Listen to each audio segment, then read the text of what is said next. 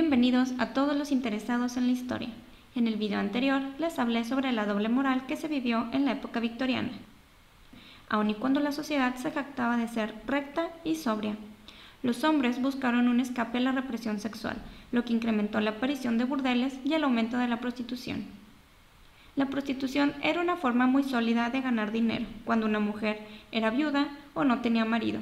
Sin embargo, varios factores condujeron a la prostitución, como la pobreza de la clase trabajadora y la marcada diferencia entre las clases sociales. Había 3 empleos que aseguraban a las mujeres su entrada al mundo de la prostitución: trabajar en fábricas, trabajar como costureras o como sirvientas. Las mujeres trabajaban 14 horas diarias en las fábricas junto a muchos hombres, y a veces hasta altas horas de la noche, por lo que algunas fueron víctimas de violaciones. Aquellas que trabajaban como costureras, si bien no estaban expuestas a los hombres como las que sí laboraban en fábricas, tenían demasiado trabajo y poca paga. Por lo tanto, muchas de ellas usaban la prostitución como un ingreso suplementario para evitar el hambre. Por otra parte, las que laboraban como sirvienta en los hogares de las clases media y alta, a menudo se veían obligadas a prostituirse, pues eran seducidas o forzadas a mantener relaciones sexuales con sus patrones. Debido a la desigualdad en su relación profesional, estas mujeres no tuvieron la opción de decir no, y una vez que perdieron su virtud, perdieron cualquier esperanza de contraer matrimonio. Aún así, había muchas mujeres que eligieron el camino de la prostitución por elección propia, atraídas por la buena paga y el poco esfuerzo. Se sabe también que muchos hombres estuvieron de acuerdo en que sus mujeres se prostituyeran para completar los ingresos de sus hogares. En la época victoriana, la palabra prostituta se utilizaba para referirse a aquellas mujeres que ganaban dinero al sostener relaciones sexuales, pero ese término era también utilizado para referirse a aquellas que vivían con hombres fuera del matrimonio, o las que habían tenido hijos ilegítimos, o mujeres que tenían relaciones con hombres simplemente por placer y no por dinero. Se estima que en Inglaterra hubo hasta 80.000 prostitutas durante la época victoriana, y en París, para el año de 1809, existieron 180 burdeles. La edad promedio era de 18 a 22 años, pero algunas comenzaron a prostituirse a la edad de 12 o incluso antes. Sobre el tema de la prostitución infantil también les hablaré en este video. La forma más común de prostitución era la de caminar por las calles y ofrecer sus servicios.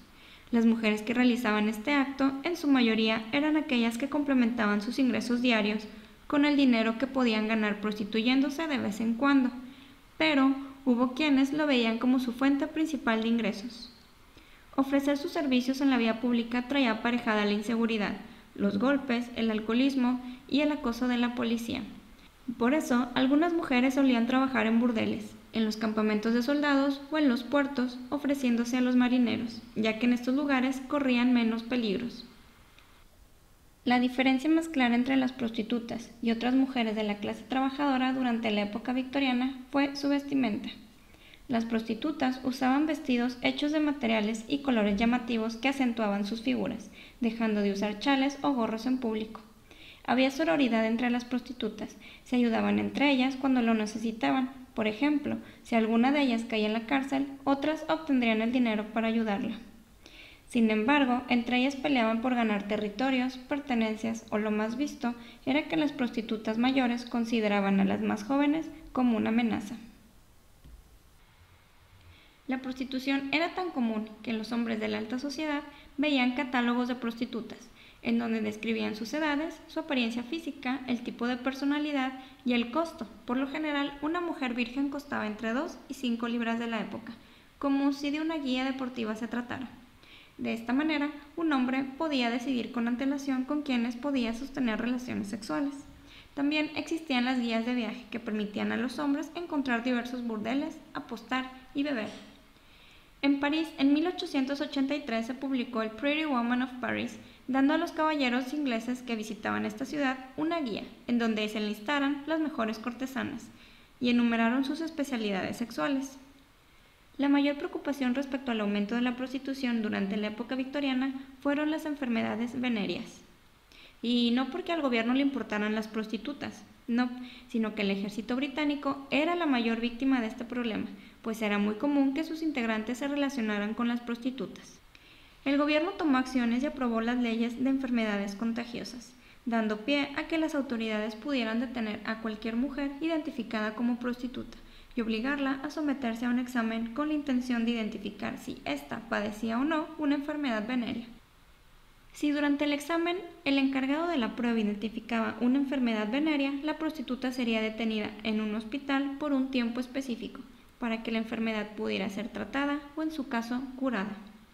Hubo algunos que estuvieron de acuerdo con estas medidas, pero otros argumentaron que atentaban contra los derechos morales de las mujeres, debido a que algunas mujeres, sin sufrir enfermedades venéreas, se vieran obligadas a someterse a tales revisiones, como era el caso de quienes pertenecían a la clase baja, que solían ser confundidas como prostitutas. Como dato curioso, esta ley intentó proteger a hombres y mujeres, examinando únicamente a las mujeres todos los años para asegurarse de que estaban limpias y libres de enfermedades de transmisión sexual, pero se descubrió durante estas pruebas que las prostitutas eran más limpias que las mujeres que trabajaban durante 14 horas diarias en las fábricas. Josephine Butler y Elizabeth Wolstenholme construyeron la oposición más fuerte contra estos actos a través de la Asociación de Damas contra las Enfermedades Contagiosas, en 1869. Este grupo condenó los actos y durante años luchó arduamente en conjunto con otros activistas sociales para asegurar que los hombres también fueran examinados, pues ellos podían ser portadores, al igual que las mujeres. Finalmente, esta ley fue derogada en 1886. La prostitución era el único trabajo en el que una mujer podía laborar menos y ganar mucho dinero. Si la mujer era muy hermosa, tenía la posibilidad de ganar lo suficiente como para lograr la independencia financiera. Si una mujer de clase baja podía permitirse comprar ropa bonita o artículos lujosos, lo más probable es que era una prostituta. Las prostitutas de clase baja eran mujeres jóvenes que trabajaban en burdeles. Sus clientes eran elegidos por la encargada del lugar o su proxeneta, y era muy común que vivieran en condiciones inmundas. Las de clase media eran las que poseían sus propios apartamentos o las que se ofrecían por las calles. Estas tenían la opción de elegir a sus clientes y no compartir sus ganancias, pero no gozaban con la protección del burdel. La clase más alta de prostitutas eran las mujeres más hermosas y las mejores educadas. Sus clientes pertenecían a la clase alta, como aristócratas o miembros del parlamento. Algunas trabajaban exclusivamente para un hombre, y hubo muchas que terminaron casándose con sus benefactores. Estas prostitutas de clase alta aprendieron a leer y escribir, estaban al tanto de los acontecimientos sociales y políticos y podían opinar sobre el tema. En cambio, las mujeres de la alta sociedad eran educadas únicamente para estar al cuidado de los hijos y de sus hogares. Los hombres de la Inglaterra victoriana tenían diferentes deseos. Sin embargo, no podían expresarlos a sus esposas, pues las mujeres reservaban las relaciones sexuales únicamente para tener hijos. Había una variedad de burdeles dedicados a diferentes temas, tradicionales, sadomasoquistas, travestis, homosexuales y otros dispuestos a cumplir la fantasía más perversa. Por alguna razón, las nalgadas eran un tema muy popular en la pornografía y había burdeles enteros dedicados a ellos. Desafortunadamente, también había burdeles que atendían a los pedófilos, vendiendo a jóvenes vírgenes y a niñas. La edad del consentimiento para sostener relaciones sexuales era solo de 12 años, lo cual había permanecido desde el año 1285. Y fue hasta 1875 que se elevó a la edad de 13, como resultado de las preocupaciones sobre la prostitución infantil. El trabajo infantil y la explotación sexual de niños era muy común, dado que muchos padres de clase baja veían a sus hijos como una fuente de ingreso. Debido al temor de contraer enfermedades venéreas, muchos optaron por sostener relaciones con mujeres vírgenes. Esto solo se lo podían permitir las personas adineradas. En 1848 se afirmó que casi 2.700 niñas en Londres, entre las edades de 11 y 16 años, fueron hospitalizadas debido a una enfermedad venérea, en su mayoría como resultado de la prostitución. Pero esta preocupación continuó, y en 1881 un comité selecto creado para investigar el tema informó que la prostitución infantil era preocupante. Un oficial de policía le dijo al comité que en Londres apenas era posible que alguien entre las 9 de la noche y la 1 de la mañana caminara por Pentonville Road sin ser abordado por una docena de niñas entre 13 y 14 años.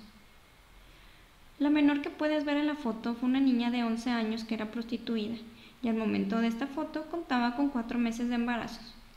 Los niños varones también eran prostituidos, obligados a vestirse de mujeres, usaban vestidos y eran maquillados.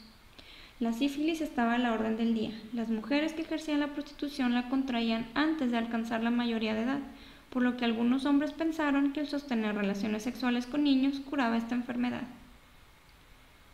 Un famoso editor de la revista de Pall Mall, de nombre William Stead, llevó a cabo una investigación para descubrir el alcance de la prostitución infantil.